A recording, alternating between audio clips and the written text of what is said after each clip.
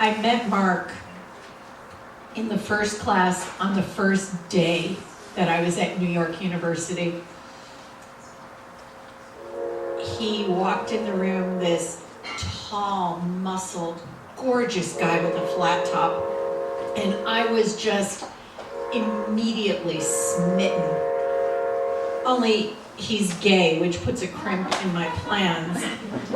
And it was okay though. We ended up the very best of friends. We were immediately inseparable. Mark had arrived in New York a year before I had, and he taught me how to live in the city, how to do the city. He taught me that New Yorkers do not look up when we walk the streets. We do not care about traffic lights when it's time to cross the avenue. We don't make a fuss about celebrities when we see them about town. This is not cool. Mark taught me where to get the very best cheap falafel. That was Mamoun's on Bleecker Street. He taught me how to score nearly free Broadway tickets. And we had a great time. Mark did not live in an NYU dorm. He lived downtown near Wall Street in this glass and chrome high-rise in a condo with a man named Walt. He was older, and Walt was not Mark's father, but he was definitely Mark's daddy. Walt paid the bills and took good care of Mark until they finally broke up, and a series of other daddies followed. Mark also had a mama. Her name is Anne.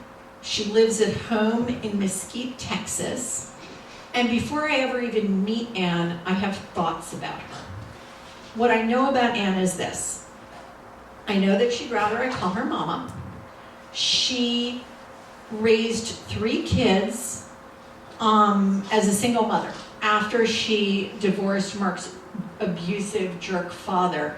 She worked as a correctional officer at the local prison because it was the best paying job in the area.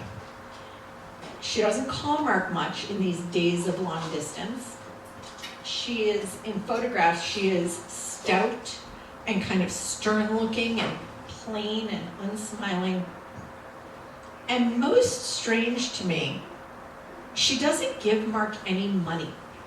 If Mark wants to go home to Texas, Mark has to buy his plane ticket. And I really cannot wrap my head around this. Like, my parents pay my tuition and my rent.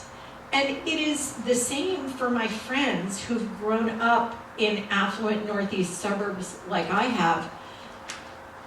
And I'm young, I'm in grad school, I'm 22, and it doesn't really occur to me, I'm so shallow and so vain that it doesn't really occur to me.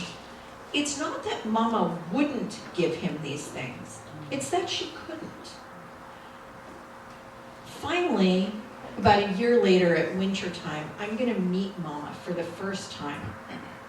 She's coming to New York for a visit, and she's actually staying in my apartment. My flatmate, Karen, is gonna be home in Florida for break, and we're all friends, and Mark has asked her if Mama could stay in her room because then she wouldn't have to pay for a hotel, and Karen has said yes.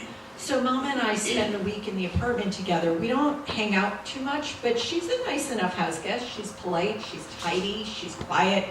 She spends most of her time in her room because she's afraid to go out. So Mark comes to get her and take her everywhere they're gonna go. She's afraid of getting lost in the city and taking the subway. And so I see a lot of Mark, and over the weekend, we're gonna spend some time together. We're going out Saturday night to our very favorite cheap Italian restaurant. It's so cheap that it's in the basement of a residential apartment building.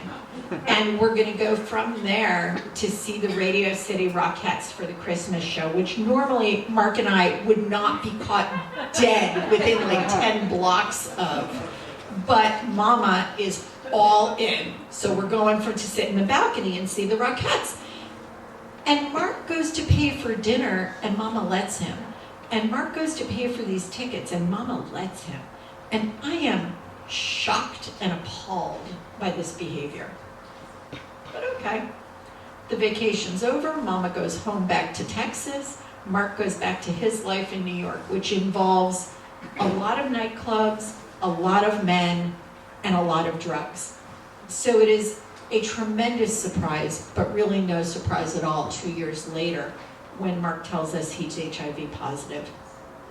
And for a long time, Mark's fine. He's healthy, he's okay, but then it all catches up with him and he's not okay. And he goes home to Texas for a couple of months, but he can't really stand to be away from the city. So he comes back, and Mama, who's retired from her job at the prison by now, begins this commute, this 2-year commute between Mesquite and Manhattan. And when she comes to New York, she stays in a place called Miracle House. It's like a Ronald McDonald house for AIDS patients' families, and she can stay there free. And her New York is made at this time not of restaurants and Rockettes, but of hospitals and hospices. And she stays with Mark as the thrush and the scabies and the diarrhea and the pneumonia just take hold and wither his body. And he bounces from facility to facility, and she goes with him, getting to know his friends and talking to nurses and just being there. The last time I see Mama, Mark is near the end, and I go to the AIDS ward at St. Vincent's, and Mama meets me in the hall. She tells me that it's been a rough day. Mark's father, his actual father, not one of the daddies, has come to New York for reasons nobody really understands, to see his son before he dies. And he's come into the hospital room and he has told Mark that really it's all his own fault that he's there. And Mark has dug deep and summoned the strength to tell this piece of shit to get the fuck out of the room. And it's exhausted him. And Mama and I carry this weight as we come and sit by his bedside. We visit for a little while, but Mark's tired. And soon enough, he rolls over and he says, "Mama, scratch my back." And with her stubby, unmanicured nails, Mama does.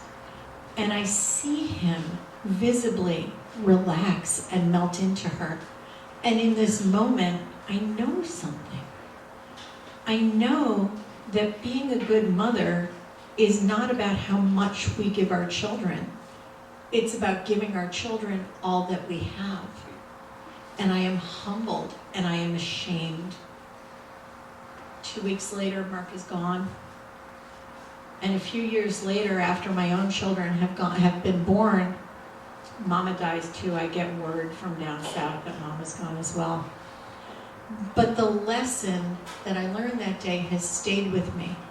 And I know this because although I am sure that as a mother I don't get it all right, I know I got one thing right. Because even now, at 19 and 23, every once in a while when nobody's looking, my kids will come to me and they will pull up the back of their shirts and say, "Hey, Mom, scratch my back." Thank you.